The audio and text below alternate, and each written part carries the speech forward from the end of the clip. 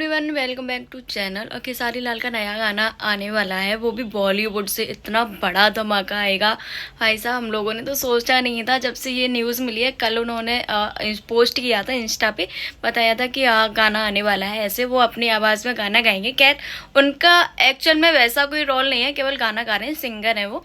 और मतलब यार बहुत मज़ेदार है। बॉलीवुड में एंट्री पवन सिंह की हुई थी पहले, अब खेसारी लाल की भी हो चुकी है। पहले वाला गाना रिजेक्ट कर दिया गया था, लेकिन इस वाले गाने को कोई रिजेक्शन नहीं मिली है अभी तक। और अभी देखते हैं कैसा मज़ेदार, क्या धमाल मज़े का। मतलब यार खेसारी लाल तो ट्रेंडिंग स्टार हैं, तो मतलब डिमांड तो इतनी ज़्यादा होने वाली है गाने की जिसकी कोई हद नहीं है।